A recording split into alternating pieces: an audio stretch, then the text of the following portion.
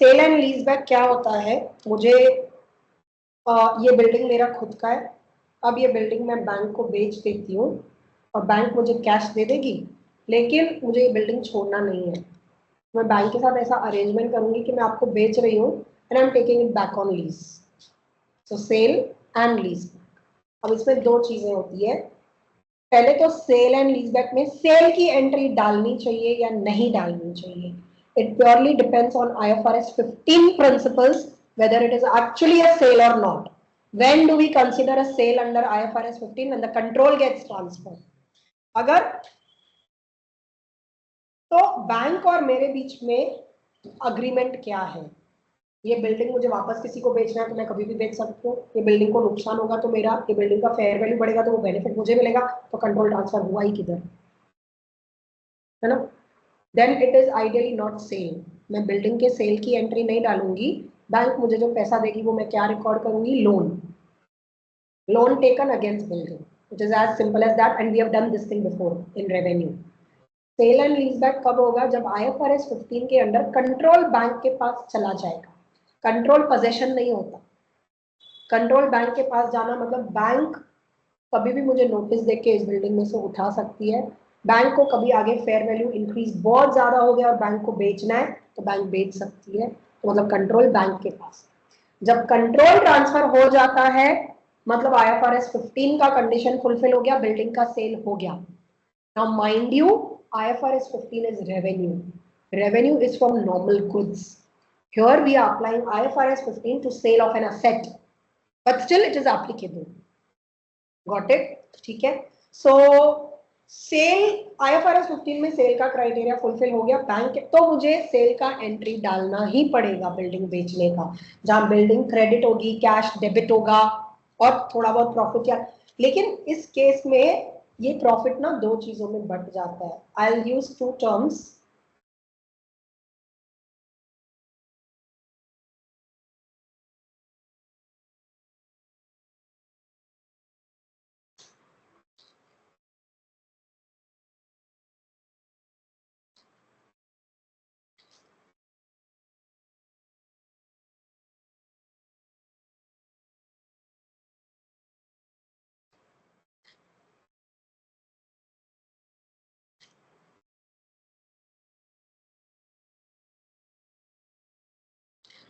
There are some rights still in respect of the building which I have retained, and there are some rights in respect of the building which I have transferred.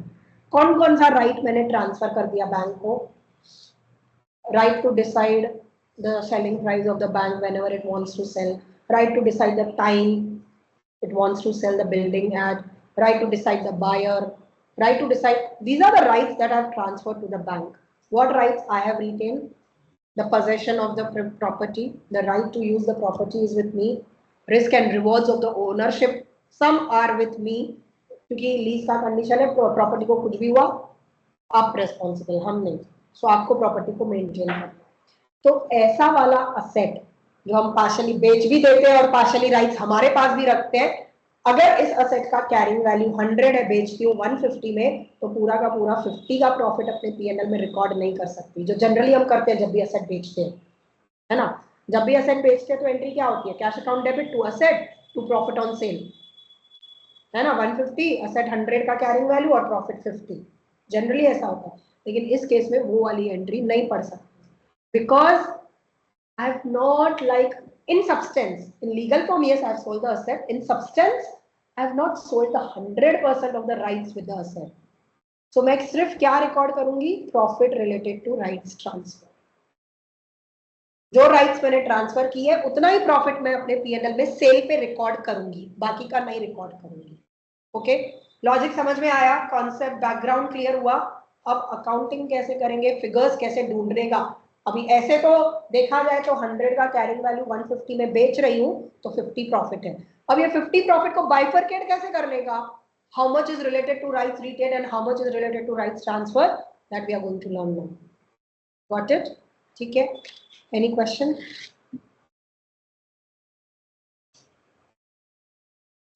Topic पहले पूरा A to Z कर लेते हैं, फिर कुछ होगा तो सो ये सब मैं नहीं पढ़ रही, मैंने तुमको समझा दिया है. I am directly coming to the sum. Requirement हमेशा वही होगा कि P&L बैलेंस शीट में कैसे दिखाएंगे. On 1st January 14, B sells an item of equipment to F for its fair value of 1 million. So 1st January 16, fair value and selling price दोनों same है. जितना fair value है उतने में ही हम बेच रहे हैं. B sells an item of equipment to F for its fair value of 1 million. I'm doing in thousands. The equipment had a carrying amount of 800,000 prior to sale. इसका carrying value कितना है? 800. This sale represents the satisfaction of a performance obligation in accordance with IFRS 15. तो sale की entry पड़ेगी. B enters into a lease contract with F for the right to use the equipment for next 4 years. Annual payments are 2 lakh each, due at the end of each year. Interest rate implicit in lease 9%. Present value of the annual lease payment directly दिया हुआ है तो हमें calculate नहीं करना है. This is the start point of my table. Remember, table कहाँ से start होता है? Present value of lease liability. The remaining useful life of the machine is much greater than the lease term. Now, this type of sum gets solved in 4 steps. Pehla, step 1. I'll have to see the answer.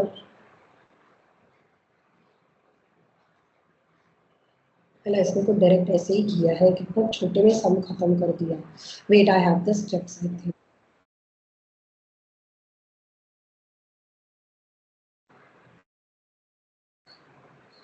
No.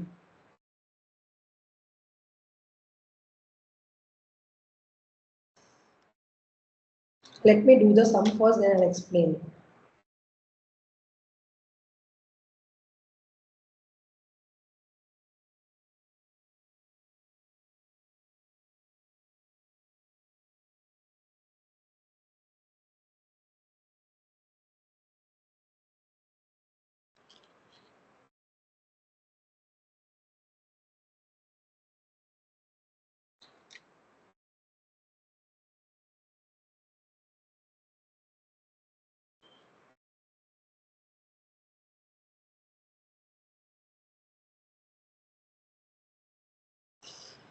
Oh, इधर ही रुकती हूँ. 270.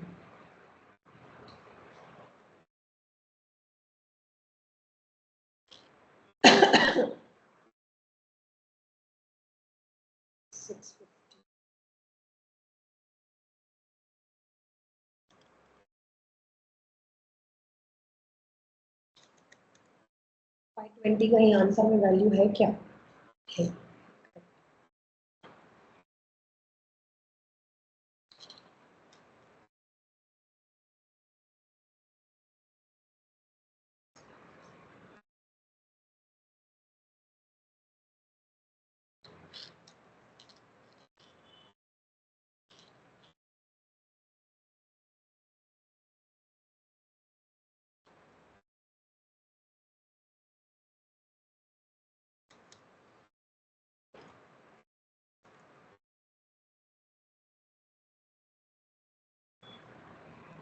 ये नहीं आया.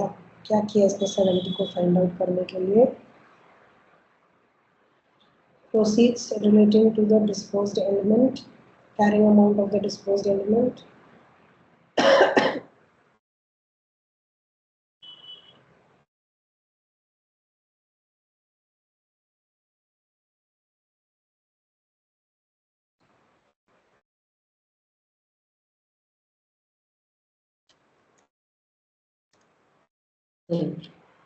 Done.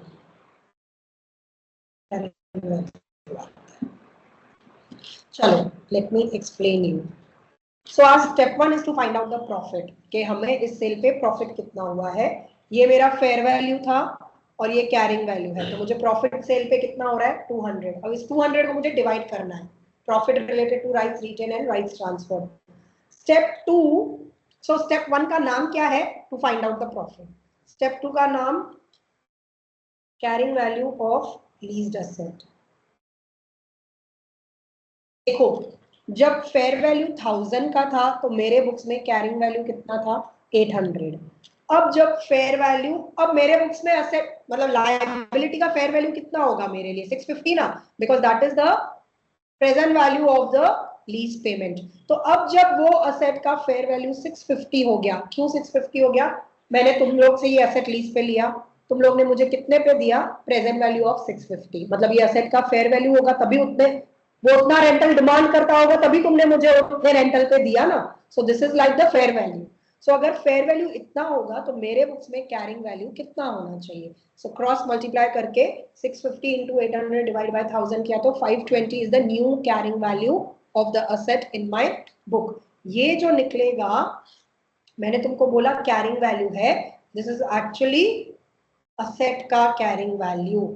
Okay, what did we find out, carrying value of leased asset है ना। Leased asset क्या होता है, वो ROU, right of use asset, balance sheet में। स्टेप 3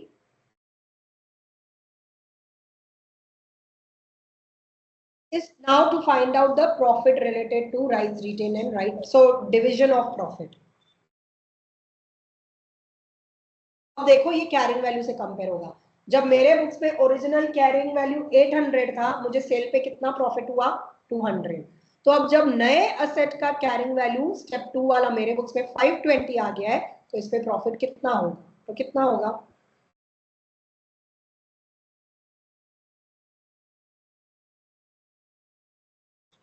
130। लेकिन ये तो मैंने असेट लिया है ना लीज वाला, ये उसका प्रॉफिट आया, मतलब this is related to rights retained. So remaining profit will be, so what I found out is profit related to rights retained।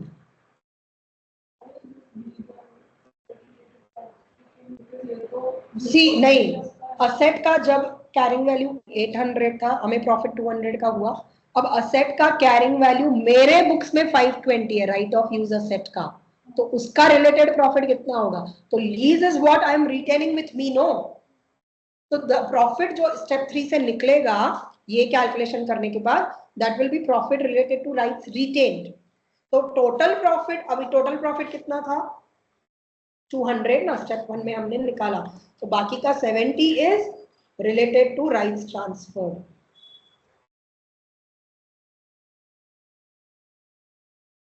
समझ में आया? हाँ, I will explain one more time. What is step 1, the total profit on the transaction, selling price minus carrying value, वो 200 आ गया। Step 2, हमने जो वापस lease पे लिया बिल्डिंग, उसका असेट का कैरिंग वैल्यू मेरे बुक्स में कितना होगा, राइट ऑफ यूज असेट।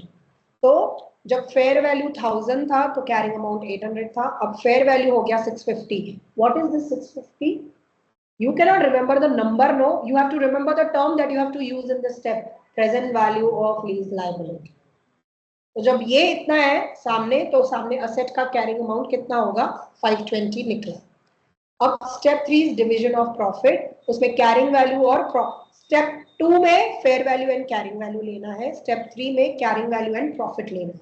अगर कैरिंग वैल्यू मेरे बुक में 800 था तो प्रॉफिट इतना, अब असेट का कैरिंग वैल्यू होगा 520, तो उसके रिलेटेड प्रॉफिट कितना होगा 130। But this 130 is profit related to rights retain, because lease वाला असेट मेरे पास है, ठीक है, ये लीज के रिलेटेड प्रॉफिट निकला, तो remaining profit will be profit related to rights transferred। अब journal entry कैसे पड़ेगी, our main end goal of the sum is to pass the journal entry।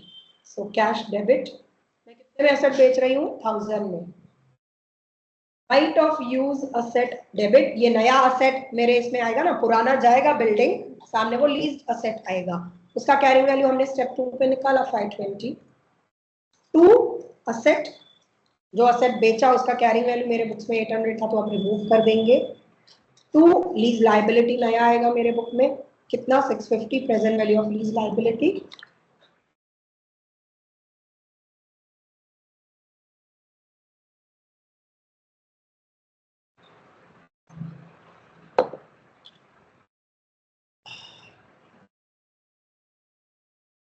ठीक है, एंड लीज लाइबिलिटी को क्रेडिट किया, present value of lease liability, and to profit on sale of asset. Not 137. We क्या entry? हो गई. Understood? This profit का entry what I passed is the profit related to rights transferred. क्योंकि जो cell हुआ है उस पे प्रॉफिट रिकॉर्ड हुआ, जो ट्रांसफर हुआ है. This needs practice. मतलब कॉन्सेप्ट तुमको लग रहा होगा समझ में आ गया है. So this needs practice. I am changing the figures here only. You do the sum with the new figures. Write down the new figures.